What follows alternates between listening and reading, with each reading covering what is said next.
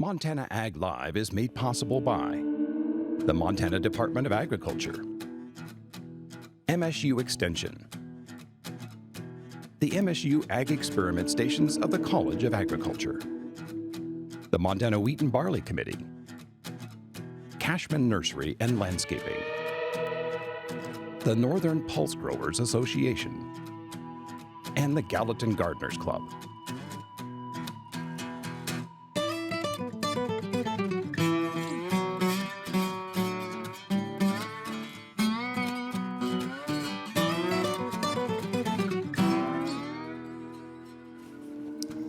Good evening and welcome to Montana Ag Live, originating tonight from the studios at KUSM on the very dynamic campus we call Montana State University, and coming to you over your Montana Public Television system. I'm Jack Reisman, retired professor of plant pathology. Happy to be your host this evening. We have a kind of a little theme this fall. For years, both ranching and production agriculture, farming in particular, have gotten a bad name for not being good conservationists. But over the last 20 years, I would disagree with that, because most of the people I see now that are successful in farming and ranching practice good conservation, and as a result, their production has improved. So a combination of the two really kind of work, and we're going to look at that. All fall, we've got several producers coming in. We have some agencies, conservation groups. I think you'll enjoy this fall series because we're really going to show you that conservation and agriculture can coexist for the benefit of all those involved. So before we get started this evening, let me introduce the panel. I brought Frank Etzler from Montana Department of Agriculture. Frank is an entomologist with the Department of Ag, graduate from Montana State University. Frank's been willing to step in until some of our new entomologists on staff will show up here eventually. Special guests tonight, we actually have two of them. From Trout Unlimited, and Trout Unlimited is one of those conservation organizations that really does a great job working with both ranchers and farmers here in the state. The first person is Clayton Elliott. Clayton is the director public policy, and the other person is Ryan Neudecker. Ryan has a kind of an interesting history. Her grandfather was Torley Aschheim here at MSU, and all of those who know a little bit of history about Montana State University know Torley. Dave Bombauer. Dave is our plant growth center manager. He also is very knowledgeable in horticulture. So if you have questions concerning horticulture, you can call those in tonight.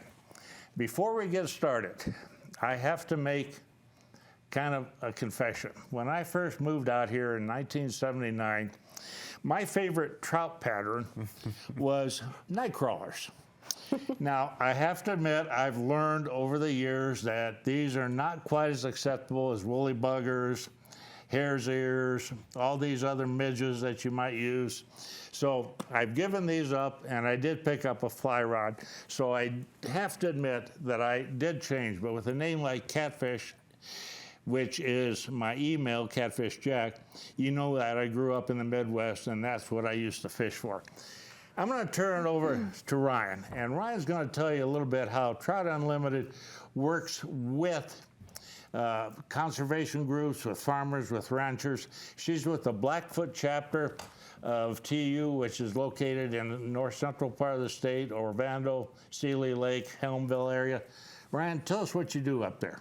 All right, thanks, Jack. Yeah, so I've been working in the Blackfoot since 2002, and I work for the local chapter of Trout Unlimited, and our mission is to restore and conserve the cold water fishery of the Blackfoot and its tributaries. And Montana's a wild trout state, and what that means is we don't stock into our rivers and streams. And so if we're going to have viable, self-sustaining populations of trout, we have to have the habitat to support that.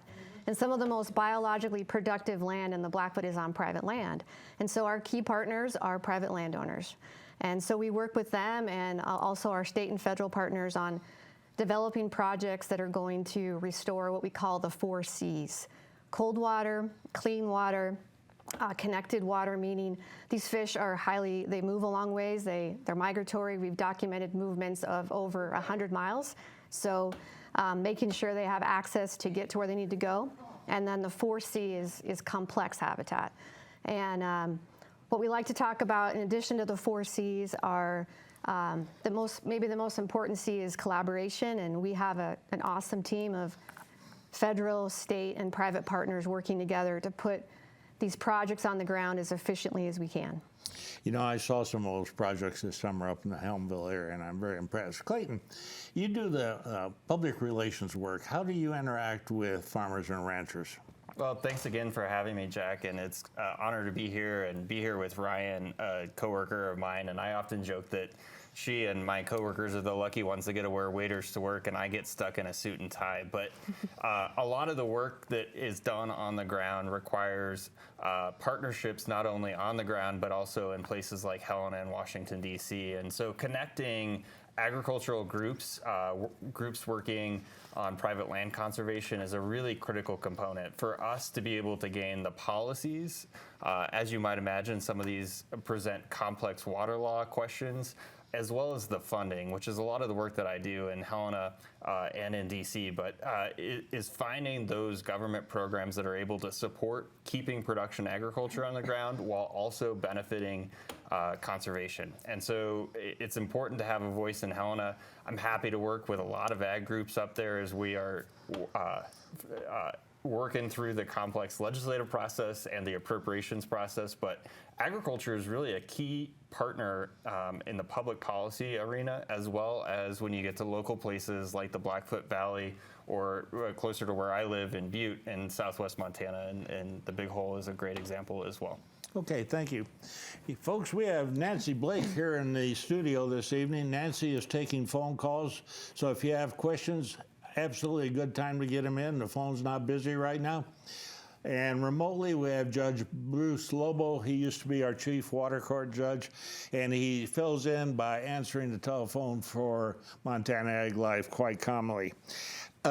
Question from Bozeman. Dave, quickly. This person has got a bunch of trees. How do they get them ready for winter? They're absolutely 2 or 3 years old.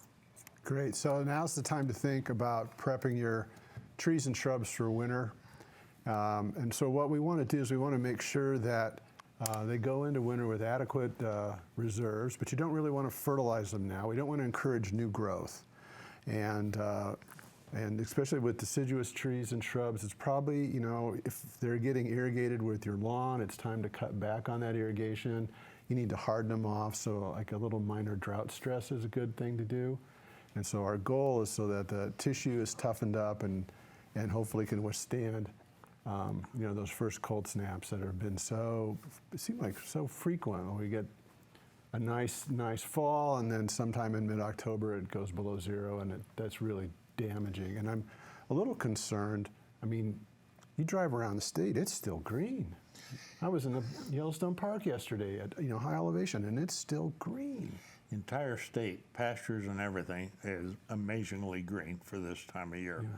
And that tells you we had good winter moisture that didn't run off. A lot of it just soaked into the ground, I believe. So anyway, toughen them up.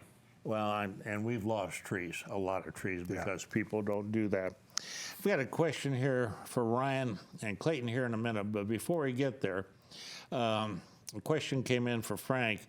Why are there so many Miller moths around this year? Any idea on that? I would say it's the moisture that you were just talking about. So it's been a very wet year this year, and they often migrate up to higher elevations to feed. So that means where they were as cutworms, they had a lot to eat. So there's a lot that made it to adulthood, and now they're migrating to feed for the winter, and then they'll migrate back. The interesting thing about Miller moths, did you know that they're one of the number one foods for grizzly bears? Yes, so they tie. That's why it's not a bad thing that there's a lot of them this year. So that's ties directly to grizzly bear conservation. So how do they overwinter? I would say probably as eggs or pupae in the soil. Yeah. So you get multiple generations in Montana? Not in Montana. Okay. Not really in Montana. They'll come into Montana you'll have one generation in Montana, but a lot of them migrate back to where they're from. Midwest? Yeah, Yeah. mostly the Midwest. Midwest, yeah. So I think we have some populations coming from Nebraska, even down from Canada. So Alberta and Saskatchewan, they come in. So there's some research being done here to kind of figure out where exactly they're all coming from. There's plenty of them this year. Yes. I'll say that. Yeah. You open the door and they're everywhere. Question from Dylan, and I'll let Ryan jump on this first of all. And Clayton, you can jump in too. This person is a little bit intimidated about working with conservation organizations, not only TU, but other organizations. Is there a reason that they should be intimidated? I don't think there is. You guys are pretty easy to work with. Yeah, well, our programs are completely voluntary, and what we're trying to do is just find solutions for to problems that are affecting both a landowner's operation and the fishery. So, for example, we've worked with landowners of their the culvert that goes under their ranch road. You know, that for access, it keeps washing out. Well, the culvert is too small, so we have programs to come in and upgrade those, or they're losing a lot of their hay fields due to stream bank erosion. And so we sit down with landowners and come up with solutions, listen to, you know, everybody has a chance to bring their objectives, and we come up with solutions. And there's so many different programs to help cover those costs. And yeah, so again, just trying to meet multiple values. Follow-up question. This person would like to know if they work with a conservation organization like Trout Unlimited, and they accept funding to improve their operation. Do they have to let everybody on their ground to go fishing? Yeah, so we do not require any public fishing access, and the kind of the unique thing about wild trout that we've learned over the years is, so for example, cutthroat trout, they spend most of their time in the river, the Big Blackfoot River. And the tributaries that we're primarily working on are on private land. So the fish are living in the river, and then when it comes time in the spring for them to start moving and going up to spawn, they're going to access these tributaries. And they spend a relatively little amount of time on private land. So the programs that, the projects that we implement are geared towards trying to correct issues at a local level to impact the larger river with recruitment and increasing population. So there's no need to, there's no requirement to allow access. I've found that a lot of landowners are proud of the work that they're doing, and they want to show it off. And if you ask permission, a lot of times they'll let you fish. But again, the projects are serving the larger river and the recruitment of fisheries there. Okay, I have a question here. We'll come back to you, and I'll get to that in a little bit. But overriding question, and I've had a couple calls on this. These callers are concerned about the reduction in trout populations in several of our southwest rivers. They would like to know, do you have an explanation? And I know Montana Fish, Wildlife and Parks is working on it. I know PBS has got a special coming up Thursday evening on it. We'll get your opinion. You guys are experts in that area. Put you on the spot. Well, I'm happy to take a swing at it, but I think the overarching answer is we don't know yet. I think one thing that we can certainly infer is if you talk to production agriculture out there in southwest Montana or anglers, you're going to hear that we've been through a series of really rough water years. The pattern of that hydrograph has been changing, and we're seeing less water.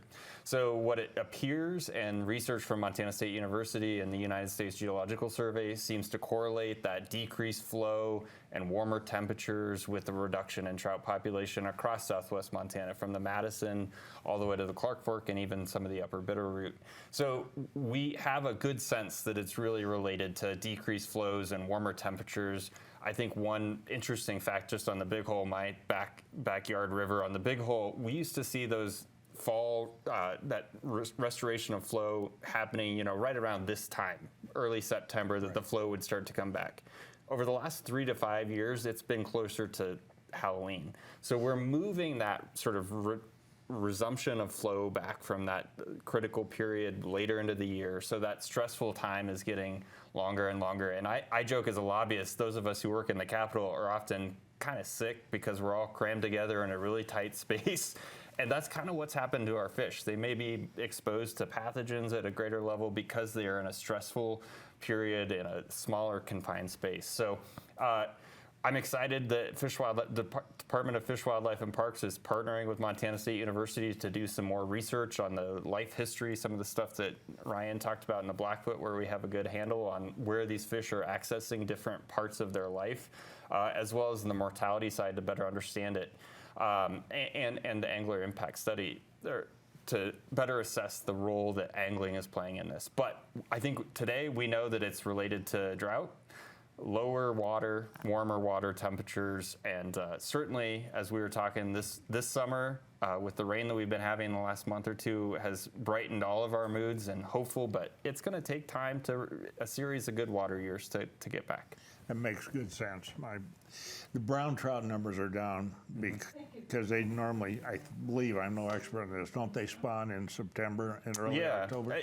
That factoid that I was just talking about, that pushing back of resumption of flow into later in the year, leaving lower, more critical water conditions into that September-October time period, perfectly overlaps with brown trout spawning periods on most of the rivers in southwest Montana. So their critical life history point of that spawning is now confined to smaller, warmer water, less ideal conditions, and that recruitment is going to continue to play out. What triggers spawning?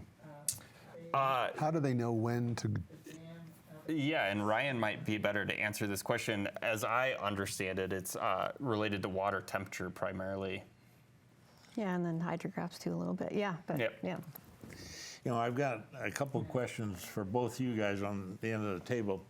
But before we get to those, you brought a couple slides along to show what a stream restoration project looks like and whether or not it helps the production ag or the ranching. So, Paul, if we could pull those up on the screen here. And before we get to those, I'm going to ask Frank real quickly, why do we have so many mosquitoes this year? Well, as a common theme of the night, we've had a lot of moisture. So if you have a lot of moisture on your property and some standing water, any standing water is fertile breeding ground for mosquitoes. So get rid of that standing water on your property and you'll have less mosquitoes. Okay, and I will say we had more West Nile virus this year, Very true. both for horses and for people, I believe. Yeah, and birds too. Birds. And birds? Yeah, they're impacted a lot by West Nile. Okay, we're trying to get that up on the screen here for Ryan, and we'll get it here in a minute, but question for you. Why can't we go? There we are. I'll get to you in a minute. I'll let Ryan talk about what's going on here. Yeah, well, this is a solar panel system that pumps water into a stock tank, and so a lot of our work with private landowners is involving grazing management systems to help kind of recover riparian areas and help rejuvenate the uplands. So this was a project we did near Ovando. Okay, can we see the next one? What else do we have coming up here? Well, we're a little slow on the visuals today. Question for you. No, it's back. Okay. We'll jump back and forth there, folks. Yeah, this was a stock tank that solar system was supplying. Okay. So why is there wood over it? Yeah, it's just part of the recommendation with livestock accessing it and protecting the tank and that kind of stuff. Keeps the cattle from swimming? Right, exactly. Yeah. Hey, it's warmed up. They like to cool themselves down. Okay. Let's take a look at some of the stream restoration work that's been done. This is pretty impressive to me. So this is a before photo on Nevada Creek. This was a reach that we collectively restored in 2019. And in 7 years, the landowner had lost 7 acres of ground due to just bank erosion. And you can see on the bottom there's some riprap, and this used to be a tool used to protect stream banks, but we've learned over the years that the rock actually just causes more issues because the energy from the water can't be absorbed on the bank, so then that energy is sent downstream, and then you can't have your willows and cottonwoods becoming established. So we came in and restored this reach to date, we've restored about 6 miles of stream Okay. in Nevada Creek, and then there's I think a before after or Let's see before what photo the coming. next one looks like. It looks a little nicer to me. Yeah, so this is that photo point, just showing the before and after again, just again trying to restore that stream to the right pattern, the way it meanders through a valley, the right width, the depth, making sure it's connected to its floodplain. And then we work with volunteers and do a lot of willow cuttings. It's a great way to engage people that are interested in stream restoration, but we also bring out a lot of school kids, and they can actually be physically a part of a project, which is nice. Are there any 4-H programs that utilize the stream restoration projects? You know, we haven't worked with any 4-H programs, but I know there's a lot of great 4-H work done. But we do work with all the local schools in the valley. Okay, sounds great. Dave, I'm coming back to you. Yes. I like this question. From Bozeman. Why can't we grow huckleberries in gardens? So it's interesting. Huckleberries have defied domestication, and it's just really a fascinating. We don't really know why. You know, is it a relationship with mycorrhizae fungi? There was a professor at University of Montana when I was a graduate student there back in the early 80s, and this was her pet project, was to try to domesticate huckleberries, and it's just really fascinating. I mean, it's closely related to blueberries. We can grow blueberries domestically, obviously, but huckleberries, no. You know, that's always fascinated me. Forever, you couldn't grow morel mushrooms. But now the Chinese and also the Danes have figured out how to grow morel mushrooms. So your project is, why don't you figure out how to grow huckleberries? No, I'm going fishing now. You're retiring, I think. Not quite. Okay. From Twin Bridges, this person would like to know if all these restoration programs add to the economy of local communities. You guys want to jump on that? I'm happy to take a first swing, and then Ryan can probably provide a direct in her own community experience. But when I talk about these restoration projects at the state legislature and with lawmakers, one of the things I talk about is that they are win-win-win. First, that they're good for production agriculture because we're often solving a problem on an agricultural operation, fixing a diversion, improving irrigation efficiency, something. Second, they're improving fish habitat, and that's certainly what got us in the door. But third, we're often hiring local contractors, and a project that we did, this is an example I often use down in Superior, Montana, was hiring a contractor right there in Superior, so the jobs that were created by the project were right there in the local community. So recycling those dollars, whether we're pulling together federal, state, local grants, private dollars, all coming together and spent right in the community. I'm sure Ryan has examples in the Blackfoot Valley as well. Yeah, I'm going for it, Ryan. Yeah, well, you know, big picture, the Blackfoot's one of these world famous blue ribbon trout streams, right? So there's lots of people coming to fish the river, and that's supporting the local bread and breakfast and the local restaurants and lodges. But the reason that the fishery is doing so well is because of all the collaborative restoration work that has taken place. And I think one of the reasons that the projects have been so successful is we are able to hire local contractors and consultants that have the right level of experience and education and equipment to put these projects on the ground. And a lot of the contractors that we work with live in the Blackfoot. They're local. Everyone that we work with lives in Montana. So when we actually, you know, we have in Sealy, we have a company that they build our fish screens for us.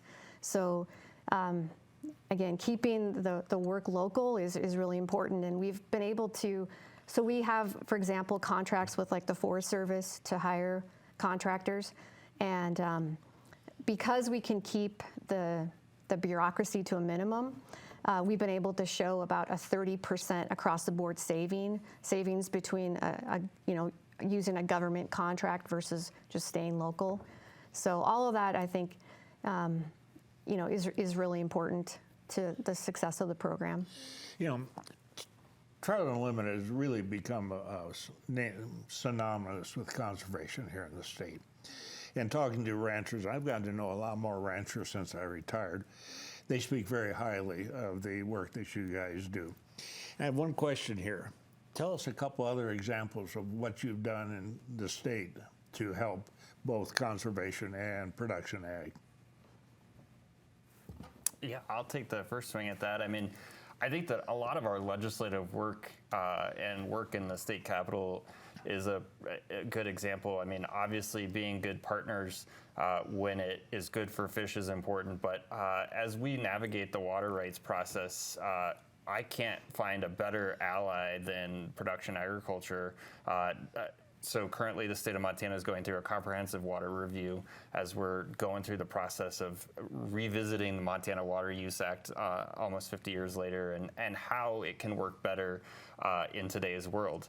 What we find more often than not is as we're going through water rights transactions and running into hurdles, folks in the agriculture community who might be trying to change a place of use or change a point of diversion are running into the exact same hurdles that we are in state agencies. So we came together to work on House Bill 114, which was signed into law by Governor Gianforte this spring. Really proud of the work we did together to help make that process work better. We had projects that were 12 years in backlog going through a water rights change. If you were a family business trying to make a go of it, and can you wait 12 years? No. So anyways, we've come together to solve common problems. They may look a little bit differently, but I think what you've seen is maybe 20, 30 years ago when you saw TU and agriculture being at odds with each other in the public policy process, you've seen it very different. See it very different today. So that's an example. In policy, I think we do a lot together. Yeah, I would agree entirely. Frank, I have a question here that came in via email, and they've learned or asked about Asian longhorn beetles. And I asked you ahead of time to bring in an example. So look at some of these bugs, and they're not woolly buggers or whatever, but they look like big trout patterns to me. Yeah, so I've also had some calls to the Department of Agriculture that came in asking about the Asian longhorn beetle. So I have some right here with me. If we can zoom in here. So this is the Asian longhorn beetle. So this is the invasive species right here. It is different from some of the native species that we'll see. It's smoother and a little bit larger. So I have some natives here that are very similar in shape and color. So they're longhorn beetles. So if you see this male right here, it has a longer antennae. These ones belong to the genus Monocamus, and right now is the perfect fly season. So if you see something similar to this flying around, unless it's smooth, it is most likely Monocamus and native. They do a lot of damage to aspen trees, as I remember. Is that correct, or am I wrong?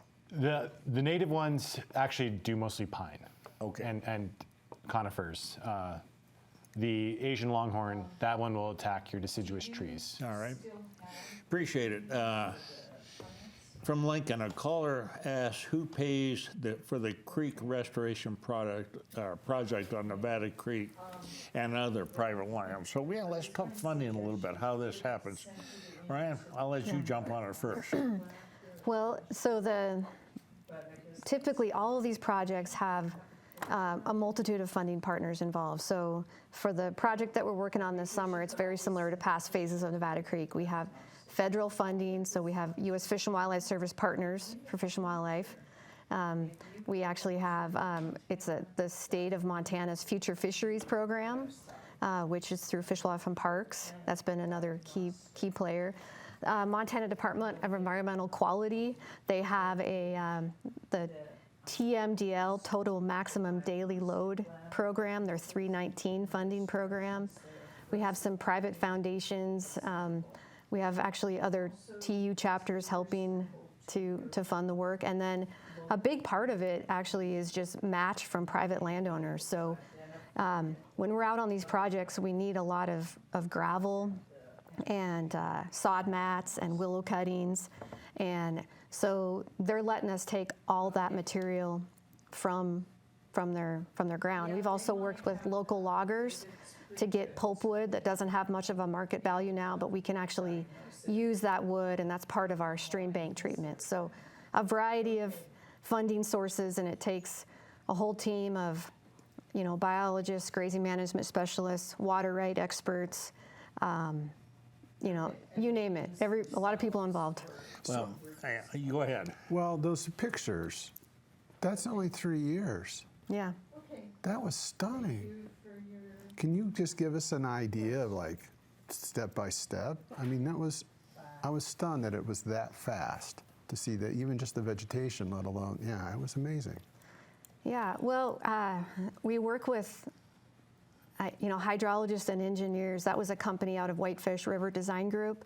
And our approach on stream restoration is trying to mimic Mother Nature. So we rely on what we call reference reaches. So we're finding an area on Nevada Creek or a very similar stream type and matching those dimensions on our project and then looking at the flow data. But we've had a lot of years of practice, and we learned something. We learn something with every project, so we're trying to get better with each phase. But the key is, if you're not connected to your floodplain, then you're going to have issues. But we're just basically trying to set these stream systems up with a lot of data, to be able to understand how can we put this project on the ground and walk away from it, and this system is resilient and can be a stream, and the nearby hayfield is no longer eroding away. Dumb question. Connected to your floodplain. Yeah. What does that really mean? When does that? So in the spring, when we have a big pulse of water coming Right. down through these drainages, the channel dimensions aren't, they can't accommodate all of that water. So you need to get that water up onto the floodplain. So the riparian area is near the stream. And if a stream system, if it's too deep, if it's entrenched, we call it, and if it can't access its floodplain, then all that water gets pushed onto the banks, and then that's when it starts to erode. So the floodplain connection is key for dissipating energy, for allowing sediment to deposit on the floodplain, and that's where we see a lot of these young willows and cottonwoods start to emerge. So yeah, that's kind of the key behind that. I'm going to follow up a little bit on his. I mean, I was around here in the 80s where a lot of the Gallatin feeder streams served as cattle habitat, and they got worn down big time. So when you do a project, say, up on Nevada Creek, do you make an agreement with the producers or the ranchers that they cannot have their cattle in the creek? How does that work? Yeah, so every project is unique with its grazing management plan, but what we typically are looking at is because those stream banks are, I guess, they're a little raw after we construct, right? It takes a while for the vegetation to become established, the sod mats, the willows. So those are typically rested from livestock grazing for a period of time, 5 to 10 years. But then, some landowners would like the riparian area excluded, and others would like to see riparian pastures incorporated. So it's working with them specifically on, what their preference is based on what their operation is. But yeah, the whole point is just to rest it for a recovery time frame. But a lot of landowners want to get in there and do some different levels of grazing once they can. So. Okay, thank you. Frank, this person has heard about some kind of new wasp that's moved in from, he thought, Georgia. You know anything about that, or do we need to be concerned here about that? Yeah, so there is a new invasive wasp that was detected in Georgia. It's from Asia. It's a yellow-legged wasp, the Asian yellow-legged wasp. It is a predator of honeybees. It's tropical, mostly in its distribution in Asia. So I don't think we necessarily need to worry about it here in Montana, but we are keeping our eyes out for it. Okay, Dave, a quick one from Bozeman. This person purchased some broccoli from a local greenhouse this year, and it didn't produce broccoli heads. It just formed some kind of what they said was a clump of florets, not like normal broccoli. Any thought what might be happening there? Well, that's interesting. Broccolis could be sensitive to like a heat trigger or whatever. And I'm also wondering, could it have been a viral response? Or varietal response. Now, some plants react differently to warm springs, cold springs. I don't know. I'd like to see a sample of that. Yeah, it could be just out of interesting. curiosity. So, Clayton, does Trout Unlimited work with NRCS or other agencies to adopt more efficient irrigation systems so they reduce the amount of water for irrigation that producers use? Any programs on that? Yeah, there are a number of programs and agencies, both at the state and federal level, that help facilitate and fund work to provide efficiencies in agriculture. Or in irrigation through agriculture. At the state level, the Renewable Resource Grant Loan Program is a great example, as well as we're trying to find irrigation efficiencies. For us, obviously that nexus that we talked about is helping to keep more water in the stream and protect that in-stream flow, but at the same time, we're often providing a lot of cost savings and efficiencies to the producer as well, whether it's moving maybe a point of diversion from a tributary to the main stem so that we're not dewatering that tributary and those fish can move up into that tributary at a critical period or move back out at a critical period. And maybe that temperature change is very critical to where we're taking warmer water and leaving the colder water in the stream system. That's a project we're working on down in the Jefferson. So yes, there are a lot of programs out there. I'm more familiar with the state level ones. Renewable Resource Grant Loan Program through DNRC is a great example of one where you're trying to build that efficiency in because it's good for water. Obviously, in a state like Montana, we've always been fighting or collaborating over water shortage. But I think now as climate change is moving our hydrographs around, we're having increased supply efficiencies in irrigation, and all water use is going to be an increasingly important topic. I agree entirely. Question again from Lincoln. The caller wants to know whether fish on the upper Blackfoot are still suffering from previous arsenic issues, or is the fish population improving? Any information on that, Brian? Well, I wish our state fisheries biologist was here, but there's been a lot of efforts in the upper watershed with the Mycourse mine cleanup. So I'm not aware of any direct, any known issues right now with trout, but yeah. The population, I don't know the Blackfoot, that area. I was there this summer, totally impressed with it. Fish population's pretty healthy on the Blackfoot? Yeah, so we call our native trout the canary in the coal mine, the indicator of how well the habitat is functioning. And the cutthroat numbers are from 1987 to today, the average increase is about 800% increase. Amazing. So yeah, I think even in the face of some pretty severe drought years, this collaborative work that so many people are working on is really making a difference for these fish. Okay. Another comment here, when we talk about funding, this person would also like you guys to mention that there are a lot of banquets and stuff and individual people that contribute to TU that help fund this. And I'm going to ask a question because I've been involved with a lot of conservation organizations through the year. What percentage of the dollars that your organization raises actually goes into conservation projects?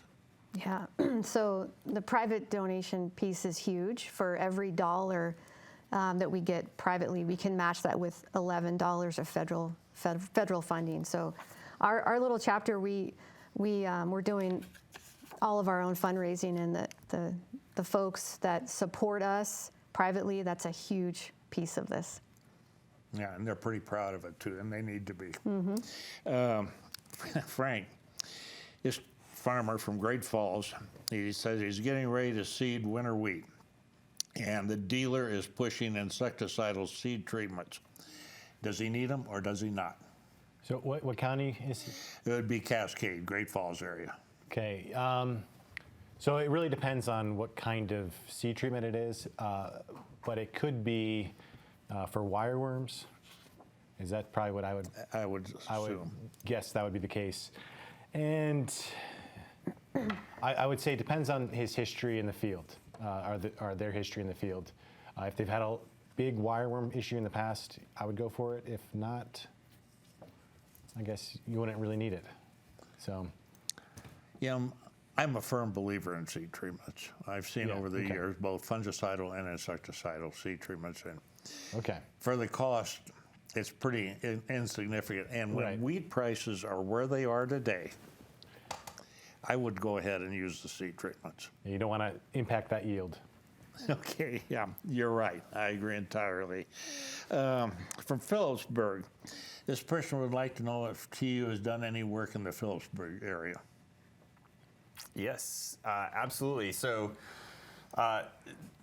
through our project work, the Upper Clark Fork, entire Upper Clark Fork has been a priority area. Obviously, I live in Butte, so right at the top of the Clark Fork, but the Flint Creek drainage has been one particularly of concern. And part of all of the Clark Fork work, and the Blackfoot is one of the primary tributaries, is trying to better understand these migratory fish patterns. Cutthroat trout, I think some of those fish that they've documented in the Clark Fork system are moving upwards of 100 miles between various points in their life history. So every tributary is critically important. Flint Creek obviously had a lot of mining history, and the Phillipsburg area. So there have been both efforts on irrigation infrastructure through that Flint Creek Valley, as well as abandoned mine cleanup. So yes, I can point to a number of examples up there where we've been directly doing work. Tess Scanlon and Casey Hackathorn, two of my coworkers, are the project managers there, but there's a lot more work to be done up there for sure. Yeah, but any project actively ongoing right now? Yes. Yeah. Yes. Okay. How long do fish live? How long is it? What's an old cutthroat trout? 6. Yeah, that's Yeah, that's an old 6 spot. years. Yeah. So that'd be a 16 or an 18-inch fish at 6 years? Depending It depends where it Yeah. is and Yeah, what yeah. kind of Yeah. diet. Yeah. Yeah, in the Blackfoot, a 16-inch fish is probably about a 4 to 5 year fish. Okay, I was just kind of curious. I mean, we don't really talk about that. We just know, we talk about spawn and fry and out and yeah. So, what is a 6-year-old fish, male size, roughly? You wouldn't know. You don't catch anything much bigger than that. I'm a little fish guy. Will they get to be 18, 20 inches in the river? In some habitats, yeah, if it's productive enough, yeah. So what really makes it totally productive? Insect? Yeah. Hey, on that note, we had a question come in. This person has heard that insects can be bile indicators in water. What can bugs tell us about water quality? Frank, you can jump on that. Yeah, so there's actually 3 really important groups that a lot of people look for to test water quality. It's ETP testing, so you have your Ephemeroptera, your mayflies, Trichoptera, caddisflies, and your Plecoptera, your stoneflies. And each of those have different stresses to pH. So if pH changes, some of those populations could go down. Oxygen content, so kind of going back to the colder water and fast-moving water, that has more oxygen content in it. So that could probably impact those trout. Warm, stagnant water doesn't have a lot of oxygen, stresses fish, stresses insects as well. And so if you check out a healthy population, diverse population of mayflies, caddisflies, and stoneflies, you probably have a very healthy water body. Stonefly numbers I read are down. Yeah. And that's probably, Yeah, it's definitely with the warmer water, slower water, it's going to impact those stoneflies. okay, and this person kind of follows up on that. He says that they've heard that the snow season in Montana is about 3 weeks shorter than it used to be. How does that impact both agriculture and the trout populations? You guys want to think about that a little bit and give me an analysis? Yeah, I mean, I think that what I mentioned earlier about a changing hydrograph that we're all having to adapt to, whether you're in irrigated agriculture or trying to save some fish, that snow pattern is changing. I think this year, we obviously had much better snowpack this year, but if you looked, you can look at the SNOTEL data from May 14th to June 1st, all of that snow evaporated in almost 2 weeks across all of western Montana. So that prolonged period of runoff is changing. However you're using water, that changing hydrograph and differing levels of snowpack and the timing of that release of the snowpack is affecting whether you're running a municipal water program or irrigated ag program or you're trying to conserve fisheries. It really is changing the game. Yeah, you notice it in many ways here. Climate change has had a tremendous impact both in agriculture and fishery here, and I think we have to own up to the fact that we're going to have it for a while. One for you, Dave. Bozeman caller asked whether it's safe to plant a 6 to 7 foot 3-inch diameter willow that is currently in a pot. Boy, that's big for a pot. Or should they hope that the potted willow will go dormant and be planted in the spring? No, if you have access to water and you put some water on it, then yeah, fall can be a great time to plant trees. Yeah. So the key there is like enough water so that the roots can, the root ball can meld with the native soil around it. They're probably going to want to look at how root bound it is, if the roots are spiraling in that pot, if it's been in that pot for a long time. And it might even behoove them to kind of like break that apart and make sure that they don't plant a tree with spiraled roots, because that will definitely reduce its lifespan. I agree entirely. Ryan from Orlando, this is right in your backyard. Please explore why anglers should really support livestock-based agriculture, basically ranching, and why ranchers support groups that work to maintain healthy watersheds. It's a give and take. You want to touch on that a little bit? Yeah, well, I think what we've seen across our state the last couple of years, just the rapid change in the landscape. And I think I'm an angler, and I think about when I'm on private land, and I think about these large intact landscapes, and what the opportunities we have there. We can always work on improving things, no matter where we're working, right? There's always opportunities to improve and do things better. And so I think these private landowners, what they're willing to work with us, and the projects that they've done over the past 30 years is really making a difference for the fishery of the Blackfoot. If private landowners aren't at the table with us and willing to grant us access and let us bring in all the big excavators and fish screens and different things to do these projects, then the fishery will reflect that. And then I think what we've tried to demonstrate working with landowners over the past many years is that our programs, I look at it as they're really designed to make conservation easy. There's so many opportunities to fund projects that are going to move the needle for trout, and there's always an overlap, I've found, where I really think that the stream restoration work, the grazing management, the irrigation efficiency stuff, it also is designed to help make management of these properties easier and to really lend support to these private landowners. So again, I think, just the whole, everybody working together, and there's just so much overlap. And so, as long as we have these intact landscapes, we can always improve things for fish. I was on an environmental tour this summer in your country, in the Blackfoot area. And your husband, who's with Fish Wildlife, Federal Fish Wildlife, he gave me a number that just struck me as being absolutely astronomical. Of the roughly, not quite, 700,000 acres of grassland and rangeland in that Blackfoot Valley, over 400,000 of it are in conservation easements. Yes. And does that make your work easier? It sure does, yeah. I've been lucky. I've really only worked in the Blackfoot post going to school, and just having, having a ranch that literally has 2 miles of stream on it and you work with one landowner, that is much easier than these areas that are subdivided, and trying to get, everybody has a different vision of what they want their property to look like, but just having that one contact across such a wide range, we can really move the needle that much more efficiently. I totally believe you, and that's beautiful country up there. Don't let them spoil it. I mean, I want to bring up something else here, and this kind of has a little bit to do with what we were talking about here this evening. There's a new program that PBS has. It's called Montana PBS Reports Impact.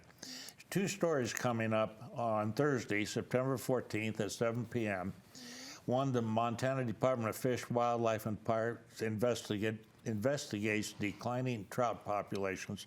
You might want to see that. And then we're also going to look at regenerative ranching and conservation and how it helps to improve farm and ranch ecosystems. So that is this Thursday night, 7 p.m. It repeats a couple times, but it's a great new program that Montana PBS has. Question from Helena. It wants advice on spruce budworms on mature trees. Can anything be done? I would say spray, get a foliar spray. And you can also, can you trim out the budworms? I think you could, yeah, you could trim them out. Depending on the size of the tree. Yeah. So what's the timing on that spray? I mean, it's pretty critical, right? As far as getting the greatest efficacy out of your pesticide. Yeah, I feel like springtime is probably the best time. So you're looking for the crawlers? Yeah. So it's overwintered as an egg?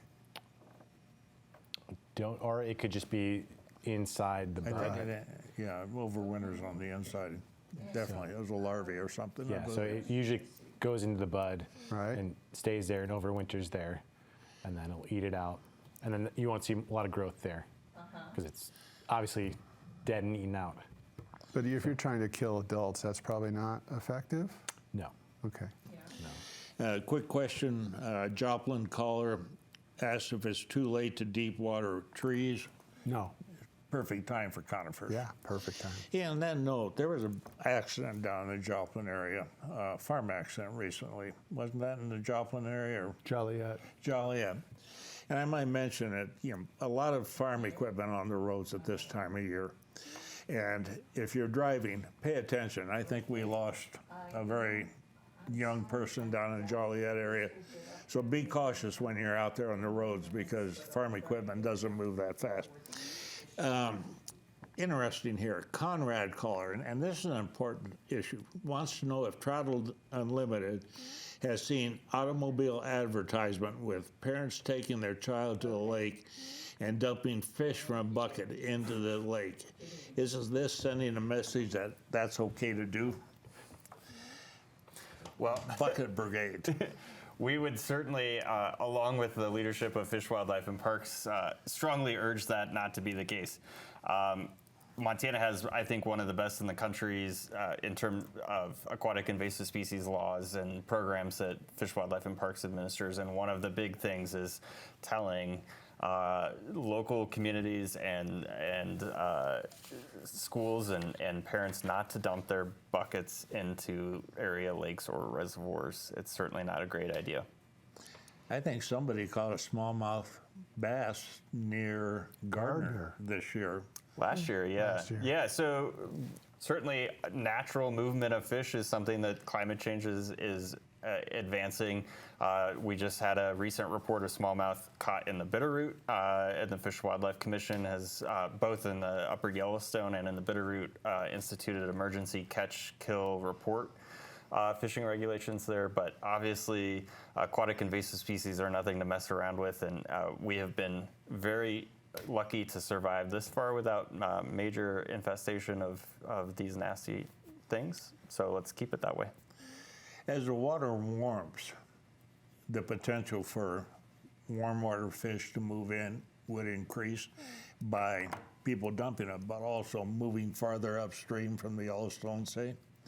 Yeah, certainly. And in many places, like take the Big Hole, for example, we're seeing that naturally happening where there's actually brown trout moving up into the upper Big Hole where we're trying to conserve the last fluvial Arctic grayling population in the lower 48.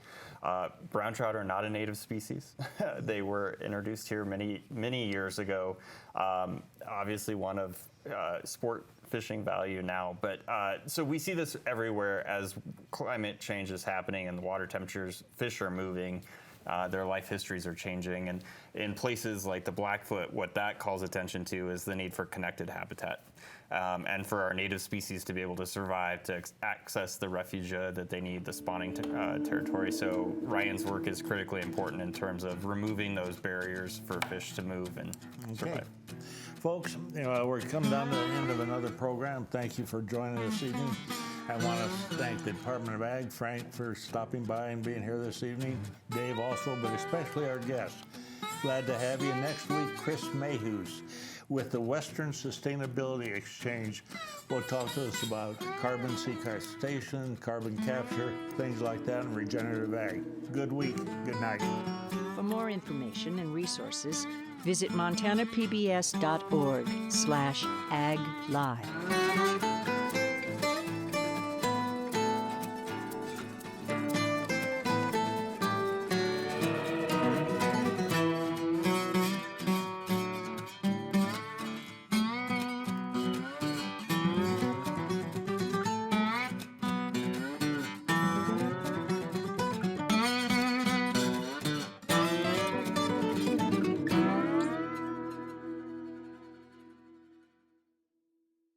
Montana Ag Live is made possible by the Montana Department of Agriculture, MSU Extension, the MSU Ag Experiment Stations of the College of Agriculture, the Montana Wheat and Barley Committee, Cashman Nursery and Landscaping, the Northern Pulse Growers Association, and the Gallatin Gardeners Club.